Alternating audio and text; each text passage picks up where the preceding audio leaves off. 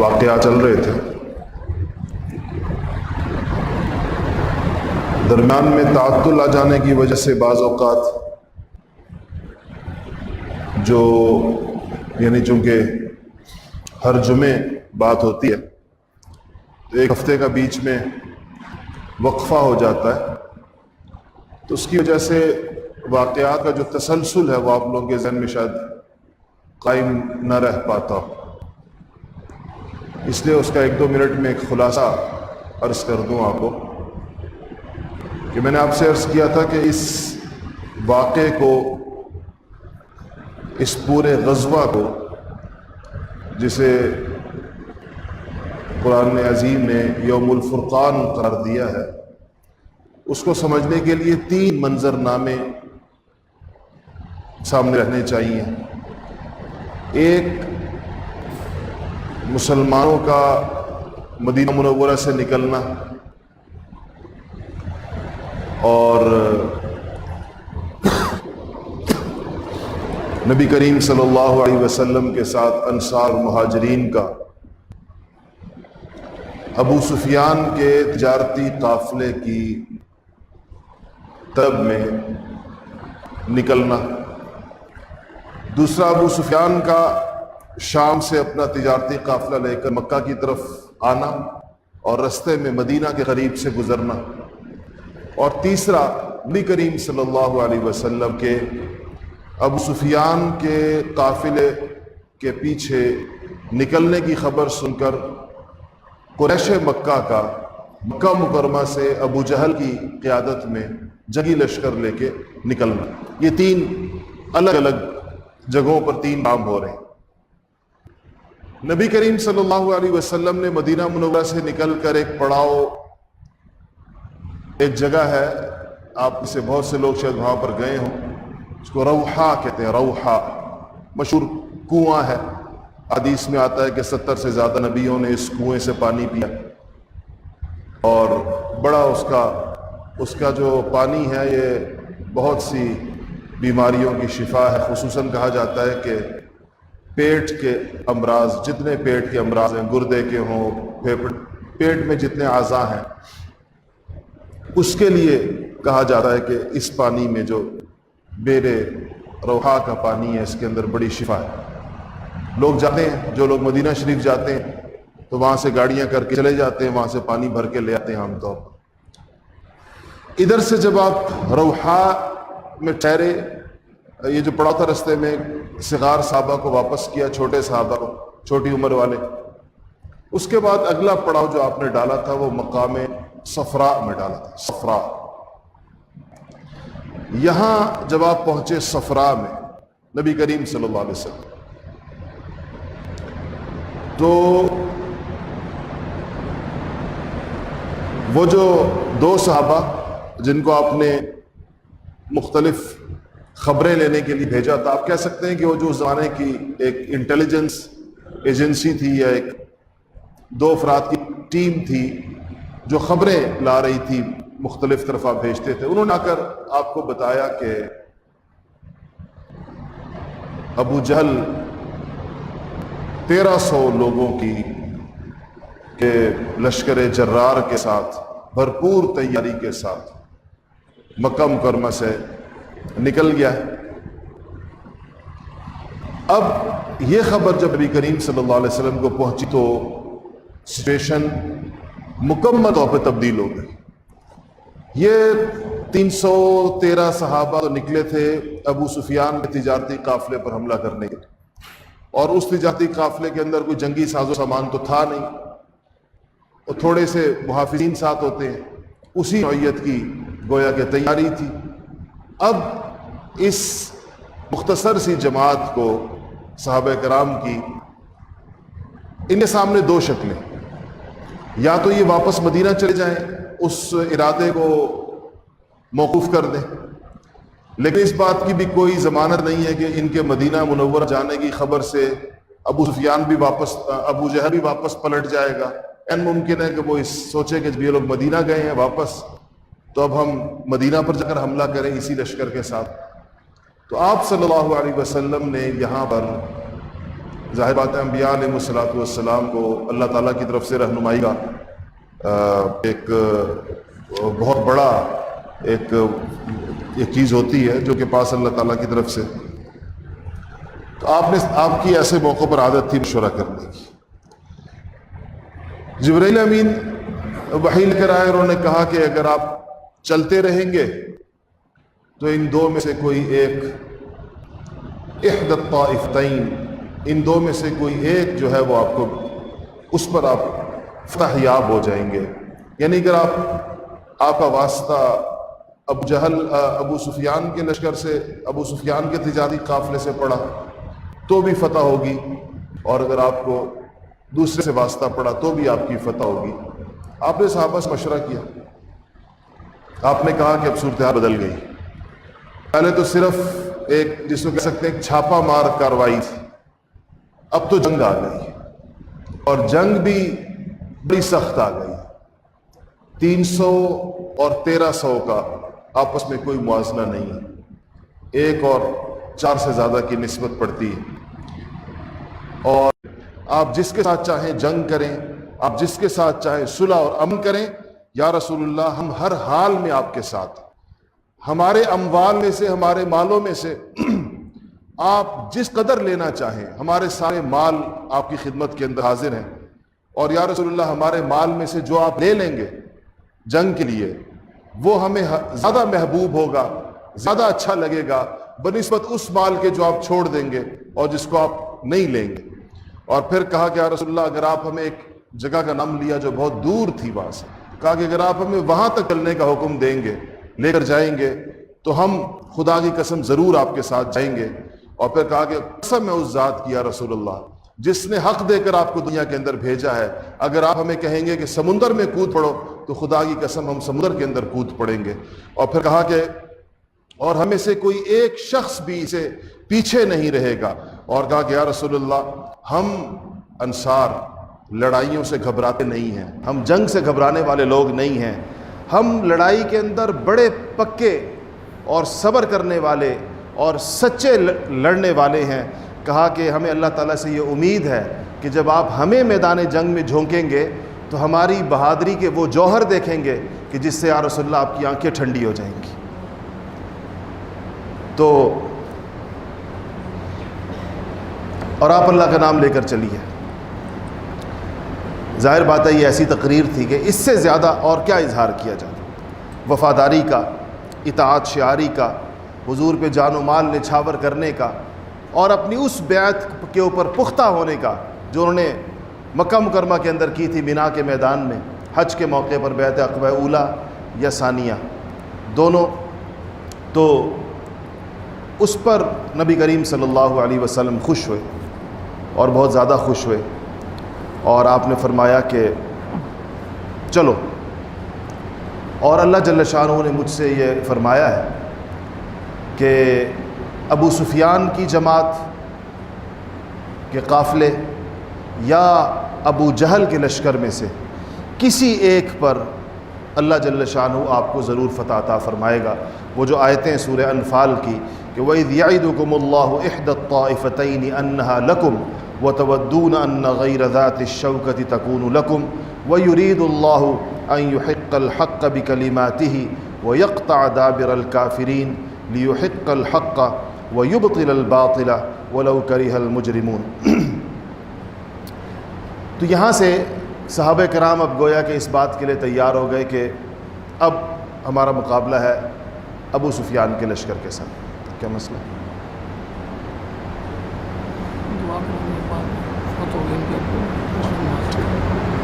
چلیے پرچی پہ لکھ کے دے دیا کر.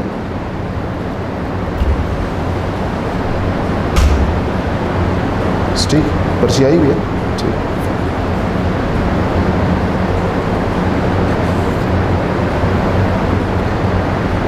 تو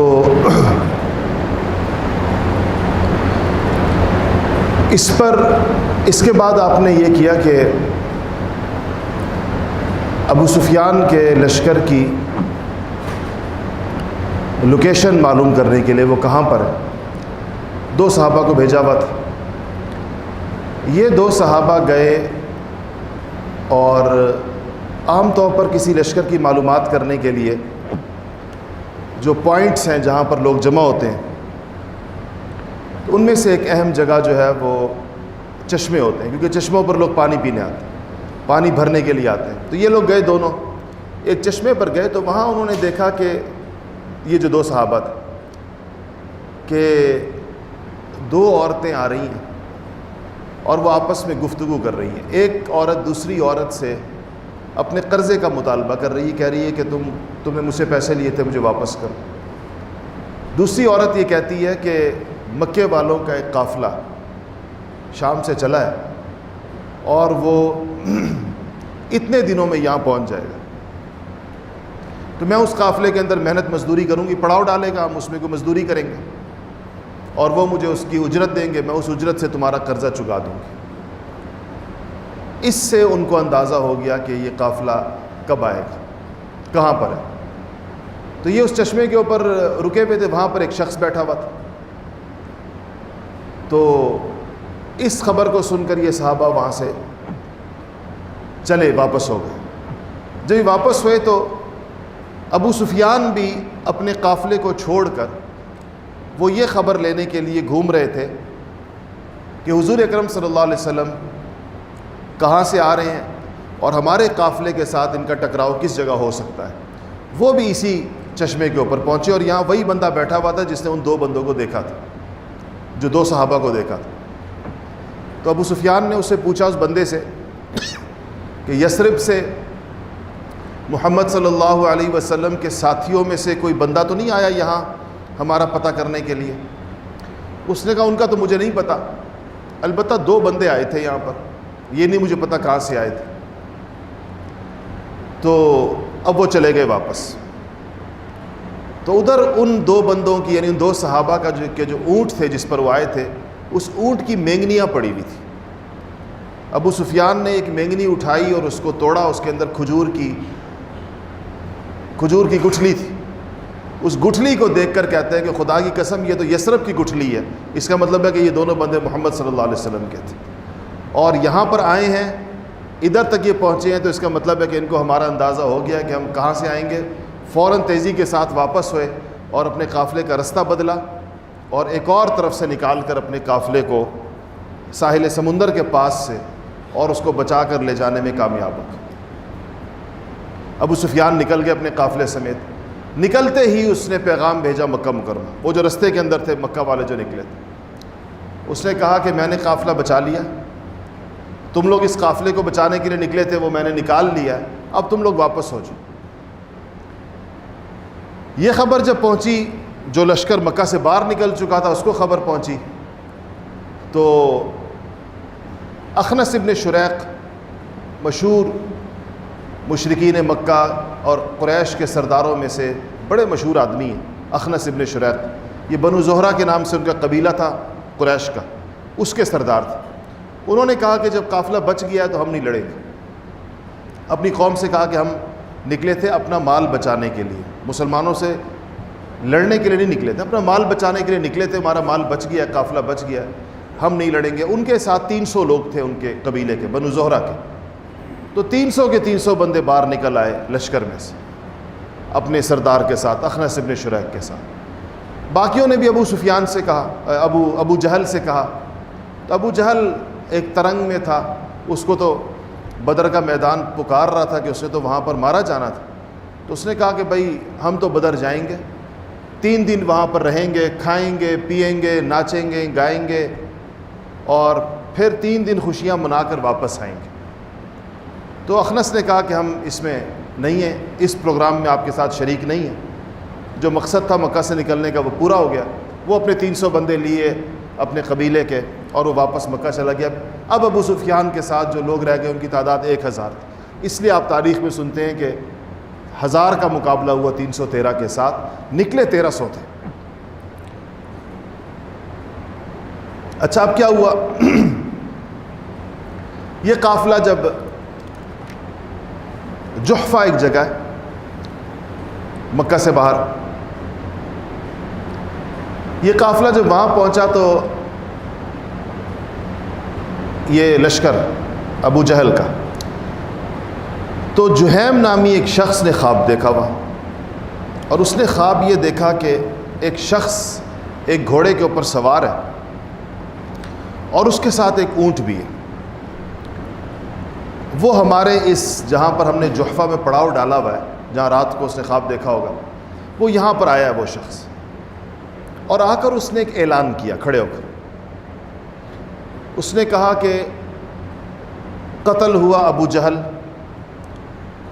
قتل ہوا عتبہ بن ربیعہ، قتل ہوا شیبہ بن ربیعہ، قتل ہوا ولید ابن عتبہ، قتل ہوا امیہ ابن خلف۔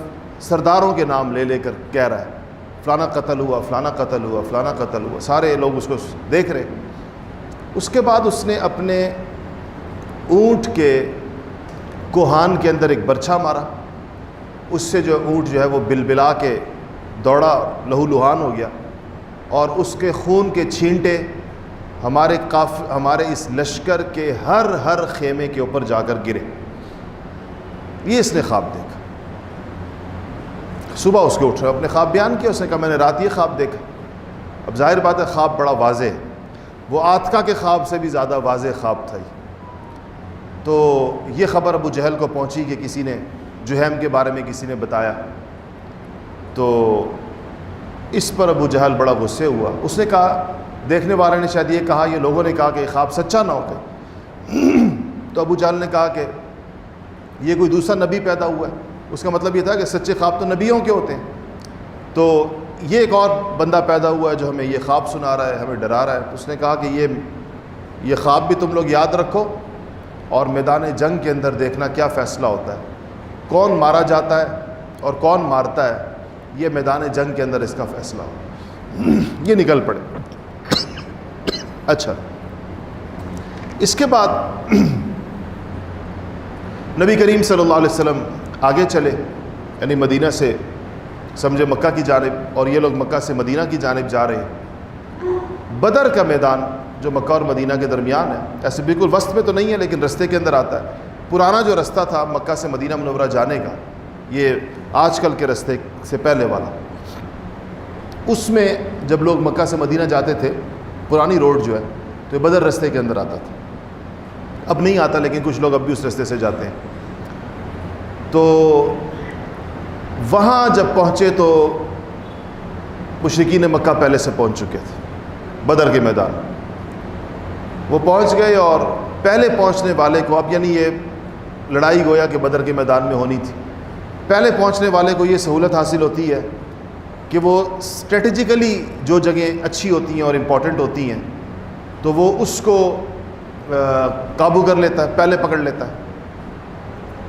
تو یہ لوگ پہنچے تو انہوں نے لڑنے کے لیے، ظاہر بات ہے کہ ایسی زمین بہتر ہوتی جو ریتلی نہ ہو، وہ زمین مشرکین مکہ نے لے لی۔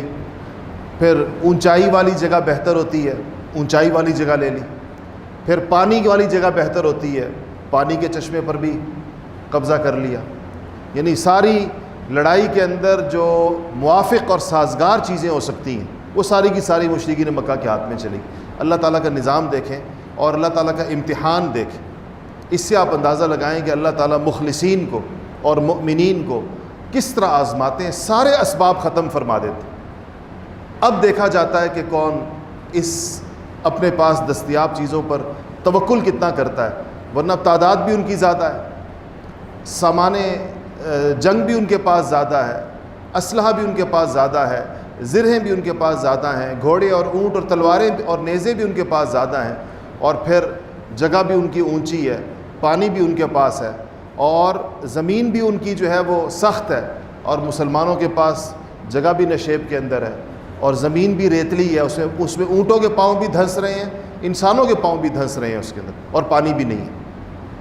اب آپ سوچیں کہ اس حالت کے اندر جنگا، اور تعداد بھی کم ہے، اور تلواریں بھی نہیں ہیں، اور تیر بھی نہیں ہیں، اور اونٹ بھی نہیں ہیں، اور گھوڑے بھی نہیں ہیں۔ یہ دو قافلے آمنے سامنے ہیں۔ یہاں سوچیں اللہ تعالیٰ کیا چاہتے ہیں۔ ایک طرف اللہ کے حبیب ہیں اور کائنات کے عظیم ترین انسان ہیں، اور ان کے ساتھ ان کی بہترین جماعت ہے، اعلیٰ ترین لوگ ہیں۔ دوسری طرف اللہ تعالیٰ کے بدترین دشمن ہیں، نبی کے دشمن ہیں، نبی کو تکلیفیں پہنچانے والے لوگ ہیں۔ وہ لوگ ہیں جو جن کی وجہ سے نبی کریم صلی اللہ علیہ وسلم نے مکہ سے ہجرت فرمائی ہے، لیکن اللہ تعالیٰ یہ دکھاتے ہیں کہ سارے اسباب ایک طرف جمع کر دو، سارے اسباب جتنے بھی ممکن ہیں، اور نصرت الہی اگر دوسری طرف آ گئی تو یہ سارے کے سارے اسباب جو ہیں فیل ہو جائیں گے۔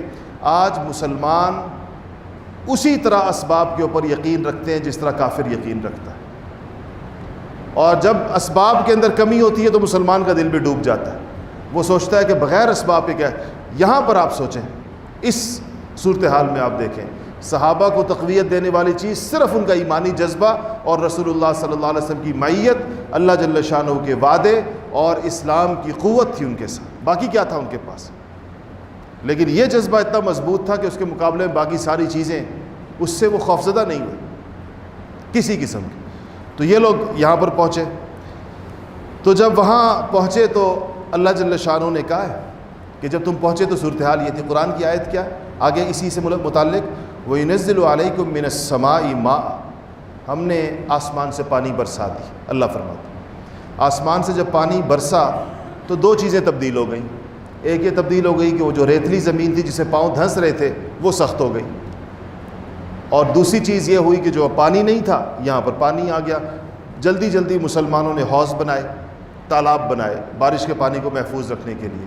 وہ جگہ تو ویسے بھی نشیب میں تھی تو پانی سارا نشیب کی طرف ہی آتا ہے، اس کو مسلمانوں نے محفوظ کر لیا، تالاب بنا لیا اس کو۔ اور جو تالاب بنائے، نبی کریم صلی اللہ علیہ وسلم تو مجسمہ شفقت و رحمت، رحمت للعالمین، آپ نے فرمایا کہ ہمارے تالاب سے کافروں کو بھی پانی پینے کی اجازت ہے۔ ہمارے جنگ کے مقابلے میں جو لوگ ہیں یہ یہاں سے خود بھی پانی پی سکتے ہیں، اپنے جانوروں کو بھی پلا سکتے ہیں، لے کر بھی جا سکتے ہیں۔ تو اب یہ سچویشن اللہ پاک نے راتوں رات تبدیل کر دی، یہ والی کم سے کم یہ دو چیزیں مسلمانوں کے حق کے اندر ہو گئی یا برابر ہو گئی، جس طرح ان کے پاس تھی ایسی مسلمانوں کے پاس بھی ہو۔ ایک بارش برسنے سے جو اللہ کے اختیار کی چیز ہے، جب چاہیں اللہ تعالیٰ برسائیں۔ ادھر سے ایسے ہوا کہ ان کے کچھ غلام پانی بھرنے کے لیے آئے، تو وہ لوگ تو خدمت والے لوگ تھے، صحابہ ان کو لے آئے اور ان سے پوچھا کہ تم لوگ کون لوگ؟ یہ پتہ نہیں تھا یہ کون ہے، پانی بھرنے دو لوگ آئے۔ تو انہوں نے کہا کہ ہم ابو جہل کے لشکر میں سے آئے ہیں۔ صحابہ کو لگا کہ یہ جھوٹ بول رہے ہیں، ہو سکتا ہے کہ یہ ابو سفیان کے قافلے سے آئے ہوں، تو ان سے پتہ چل جائے گا کہ ابو سفیان کا قافلہ کدھر ہے۔ تو انہوں نے ذرا ان کو دو چار تھپڑ لگائے۔ صحابہ نے، حضور نماز پڑھ رہے تھے پاس، تو انہوں نے کہا کہ ہاں ہم ابو سفیان کے قافلے سے آئے، ویسے جھوٹ بولا جان بچانے کے لیے، کہا ہم ابو سفیان کے لشکر کی طرف سے آئے۔ حضور نے جب سلام پھیرا تو آپ نے کہا کہ جب وہ سچ بول رہے تھے تم لوگوں نے مانا نہیں، اور جب انہوں نے بلکہ مارا تم لوگوں نے اس کو، اور جب وہ جھوٹ بول رہے تھے تم لوگ مطمئن ہو گئے۔ آپ نے فرمایا یہ ابو جہل کے لشکر سے آئے یہ دونوں۔ آپ نے ان سے پوچھا کتنے لوگ ہیں ابو جہل کے ساتھ؟ وہ ٹیلے کے دوسری طرف تھے، نظر نہیں آ رہے تھے۔ تو آپ نے پوچھا کتنے لوگ ہیں ابو جہل کے لشکر میں؟ تو انہوں نے کہا کہ بہت زیادہ ہیں۔ آپ نے کہا زیادہ کتنے ہیں؟ انہوں نے کہا کہ ہمیں گنتی نہیں آتی، نہ ہم نے گنے بھی نہیں، ہمیں طریقہ بھی نہیں آتا گننے کا۔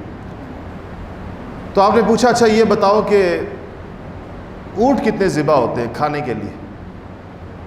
اس نے کہا کہ ایک دن 9 اونٹ ذبح ہوتے ہیں، پھر دوسرے دن 10 اونٹ ذبح ہوتے ہیں۔ تو یہ سن کر آپ صلی اللہ علیہ وسلم نے فرمایا کہ یہ 900 سے لے کر 1000 کے درمیان لوگ ہیں۔ اس اونٹوں کی تعداد سن، ذبح ہونے والے اونٹوں کی تعداد سن۔ پھر آپ نے فرمایا کہ اچھا یہ بتاؤ کہ سرداران قریش میں سے کون کون ہے لشکر کے اندر؟ انہوں نے کہا کہ جی ابو جہل ہے، امیہ ابن خلف ہے، عتبہ ابن شیبہ ہے، عتبہ ابن ربیعہ ہے، شیبہ ابن ربیعہ ہے، ولید ابن عتبہ ہے، اور نبی ہے، منبہ ہے۔ جب یہ نام وہ لیتے گئے اور جتنے نام سرداروں کے تھے سارے ذکر کی کہ سب لوگ لشکر کے اندر موجود ہیں، تو حضور نے صحابہ کی طرف دیکھ کر فرمایا کہ قریش نے اپنے جگر گوشے تمہاری طرف پھینک دی۔ قریش کی پوری لیڈرشپ، پوری قیادت اس میدان میں گویا کہ تمہارے سامنے آ چکی ہے۔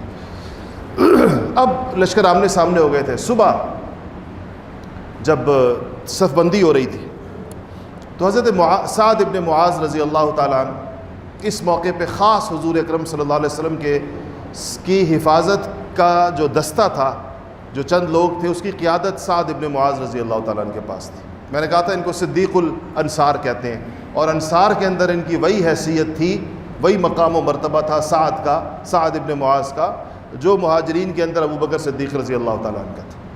تو سعد ابن معاذ نے کہا کہ یا رسول اللہ، ہم یہ چاہتے ہیں کہ ہم ایک اونچی جگہ کے اوپر آپ کے لیے، ایک ٹیلے پر آپ کے لیے ہم ایک چھپر بنا لیں، اور اس چھپر کے اندر آپ ہوں، وہاں سے آپ جنگ کی قیادت فرمائیں۔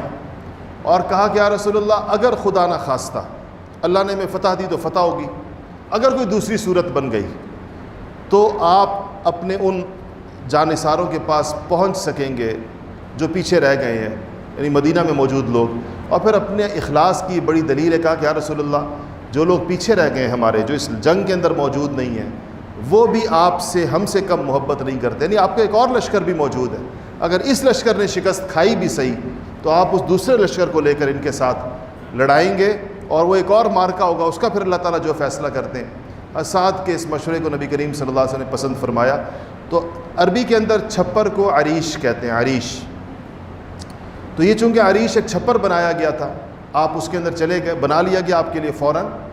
اور آج جو آپ لوگوں نے بدر کے میدان کے ساتھ دیکھا ہوا ایک مسجد ہے، مسجد العریش کے نام سے، یہ جو عریش مسجد ہے یہ اسی چھپر کی جگہ جو ہے اس کی یادگار کے طور پر یہاں پر مسجد بنائی گئی ہے کہ یہاں نبی کریم صلی اللہ علیہ وسلم جو ہیں وہ موجود تھے۔ اندر آپ گئے تو آپ کے ساتھ صرف سیدنا ابوبکر صدیق رضی اللہ تعالیٰ عنہ اس موقع پر اندر تھے۔ آپ اس کو بنایا گیا، آپ اس کے اندر چلے گئے۔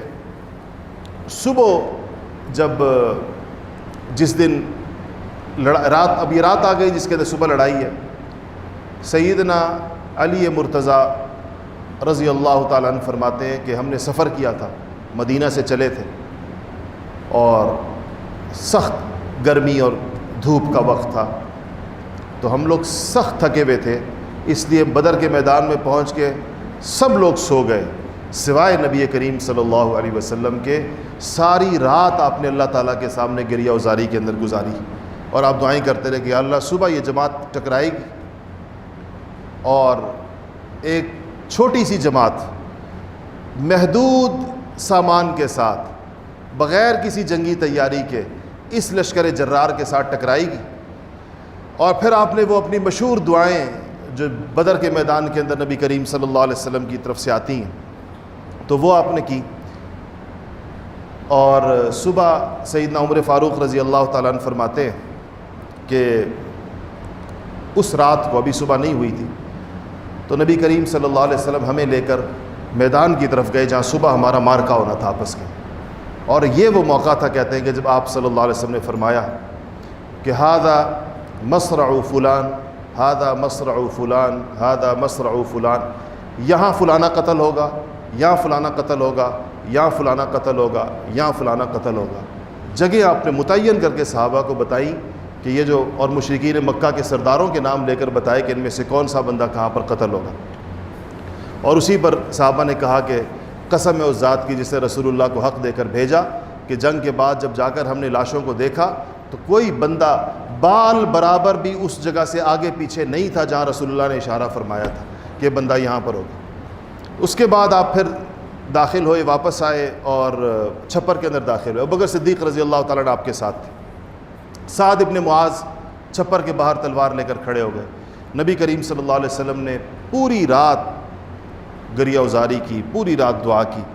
اس کے بعد فجر کا وقت ہوا، لوگ سو رہے تھے، تو آپ نے لوگوں کو اٹھایا نماز کے لیے۔ آپ نے، اور یہ وہ دن ہے جس دن اس مارکے نے ہونا ہے۔ اور اب آپ نے نماز پڑھائی لوگوں کو، نماز پڑھانے کے بعد آپ نے صف بندی، خود صفیں قائم فرمائی۔ یہ رمضان المبارک کی 17 تاریخ تھی اور جمعہ کا دن تھی۔ جمعہ کا دن ہے اور رمضان المبارک کی 17 تاریخ ہے، ہجرت کا دوسرا سال، رمضان کا مہینہ ہے۔ تو یہاں جب آپ نے صف بندی قائم کی تو یہاں پر اللہ جل شان آپ نے پھر دعا کی۔ آپ جب کوئی نیا چیز آپ پھر دست دعا بلند کرتے ہیں، اللہ تعالیٰ سے کہا کہ یا اللہ یہ قریش کا گروہ ہے، یہ اپنے تکبر کے ساتھ اور غرور کے ساتھ یا اللہ تیرا اور تیرے نبی کا مقابلہ کرنے کے لیے اس میدان کے اندر آئے، اور کہا کہ یا اللہ اب تو اپنی وہ نصرت بھیج جس کا تو نے مجھ سے وعدہ فرمایا۔ وَإِذْ يَعِدُكُمُ اللَّهُ يَعِدُكُمُ اللَّهُ، اللہ کا آپ سے وعدہ ہے، قرآن کے جو الفاظ ہیں احدى الطائفتین، تو کہا کہ اللہ آپ کا جو وعدہ ہے کہ ایک ایک لشکروں میں سے ان دونوں میں سے ایک چیز پر فتح دیں گے، اس اپنے وعدے کو آج میرے ساتھ پورا فرمائیے۔ پھر آپ نے یہاں وہ مشہور واقعہ ہوا کہ جب آپ صفیں خود سیدھی فرما رہے تھے، اور یہ صفیں اسی طرح سیدھی کی جاتی تھی جیسے نماز کی صفیں ہوتی ہیں، تو جب صف سیدھی ہو گئی تو آپ کے ہاتھ کے اندر ایک نیزہ تھا، اس کی جو الٹی طرف ہوتی ہے اس سے آپ صف سیدھی کر رہے تھے، تو ایک صحابی کا باہر نکلے ہوئے تھے صف سے، تو آپ نے ان کو نیزے کی الٹی طرف سے تھوڑا پیچھے کی طرف کیا، آپ نے کہا کہ سیدھے ہو جاؤ، صف کے ساتھ برابر ہو جاؤ۔ تو انہوں نے کہا کہ یا رسول اللہ آپ نے تو مجھے تکلیف پہنچائی، مجھے لگ گیا اور مجھے درد ہوا۔ تو نبی کریم صلی اللہ علیہ وسلم نے، چونکہ انہوں نے وہ بغیر قمیص کے تھے، تو حضور نے اپنی قمیص اٹھا دی اور کہا بدلہ لے لو۔ اس موقع پر بھی آپ نے کہا کہ بدلہ لے لو، اگر میرا مقصد تو تمہیں تکلیف پہنچانا نہیں تھا، اگر نیزہ تمہیں لگ گیا ہے تو تم بھی بدلہ لے لو، جتنی تکلیف میں نے تمہیں پہنچائی تھی تو مجھے پہنچا دو۔ تو آپ نے جیسے ہی اپنا کپڑا اٹھایا وہ دوڑ کر آئے اور آپ سے لپٹ گئے اور مہر نبوت کو بوسہ دیا اور کہا یا رسول اللہ میرا مقصد یہ تھا، مجھے پتہ تھا کہ آپ اس موقع پر کہیں گے کہ بدلہ لے لو، تو میں اس شہادت سے پہلے ان کو اپنی شہادت سامنے نظر آ رہی تھی کہ اب ہم نے اور اللہ تعالیٰ نے واقعی ان کو اس میں شہید بھی کی، تو کہا کہ اس لیے میں نے آپ سے کہا۔ اور اس کے اوپر جب وہ آپ نے ان کے لیے دعا بھی فرمائی، پھر جب آپ نے سارے لشکر ترتیب دے دیے، صحابہ کو کھڑا کر دیا، آپ دوبارہ واپس آئے اپنے عریش کے اندر، اپنے چھپر کے نیچے واپس آئے، اور اس وقت بھی سیدنا ابوبکر صدیق رضی اللہ تعالیٰ عنہ آپ کے ساتھ تھے۔ یہاں پہنچ کر آپ نے ایک طویل دعا فرمائی، اتنی طویل دعا کہ آپ نے ہاتھ اٹھائے ہوئے تھے، احرام کی طرح کی چادر تھی آپ کے اوپر، تو وہ چادر بار بار آپ کے کندھوں سے نیچے گر جاتی تھی۔ ابوبکر صدیق رضی اللہ تعالیٰ عنہ وہ چادر آپ کے کندھے پر رکھتے تھے، پھر آپ کے ہاتھ اوپر بلند ہوتے تھے، پھر وہ چادر گر جاتی تھی۔ اتنی لمبی دعا کی کہ ابوبکر صدیق رضی اللہ تعالیٰ عنہ کے صبر کا پیمانہ لبریز ہو گیا۔